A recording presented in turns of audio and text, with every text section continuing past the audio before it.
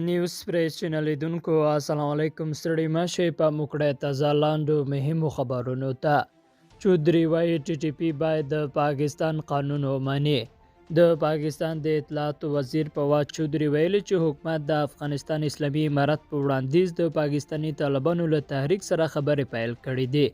هغه ویلي چې له تحریک طالبان پاکستان سره به خبرې حال ته مثبته پایله ورکړي کله چې دغه ډله د پاکستان قانون ومني. چودري څرګنده کړې ده چې ټي ټي پی کې دننه داسې ډلې شته چې غواړي تاوتریخوالی پرېږدي او د پاکستان حکومت هم غواړي خپلو هیوادوالو ته چانس ورکړي او وګوري چې قانون ته وفاداره پاتې کیږي او که نه. د یادونې ده چې په افغانستان کې واک ته د اسلامي امارت ته رسېدو وروسته تحریک طالبان پاکستان هم وویل چې څو پورې په پاکستان کې اسلامي نظام رامنځته کړی نه وي د پاکستاني ریاست پر وړاندې به خپلې وسلوال مبارزې ته دوام ورکړي. بل ورته د نوې ډیلي نننۍ غونډه له افغانانو سره د بیړنۍ بشري مرستو وشي. د سیمهییزو امنیت په نوم په نوې ډیلي کې د غونډې د پای په اعلامیه کې په افغانستان کې اقتصادي او بشري وضعیت ته اندېښنه ښکاره شوه او ټینګار وشو چې له افغانانو سره د بیړنۍ بشري مرستو وشي. د کوربه هیواد د هند ترڅنګ د روسیې، ایران، تاجکستان، ازبکستان، ترکمنستان، قزاقستان او قرغیزستان د ملي امنیت سلاکارانو په دې غونډه کې برخه واخیسته.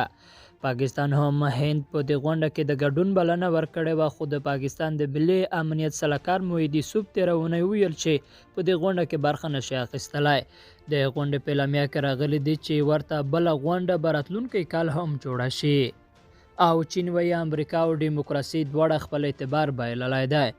د چین د بهرنیو چارو وزارت ویان د نورو هیوادونو ځانګړې توګه د افغانستان او سوریې په چارو کې د امریکا مداخلې ته په اشاره ویلي چې د اقدامات د سیمې او نړۍ امنیت د تضعیف په معنا لري او متحده ایالاتو ته پکار ده چې د نورو په چارو کې له مداخلې په کلکه ډډه وکړي.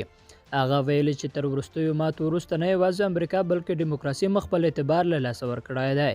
وانګي بین زیاته کړې ده چې امریکا یو ځل بیا هڅه کوي چې د نورو هیوادونو په چارو کې په مداخلې سره د سیمې او نړۍ ثبات له ګواښ سره مخ کړي.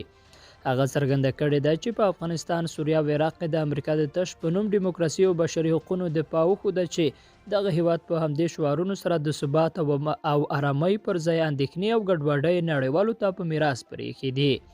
لیدونکو له ملتیا مننه. ښې چارې.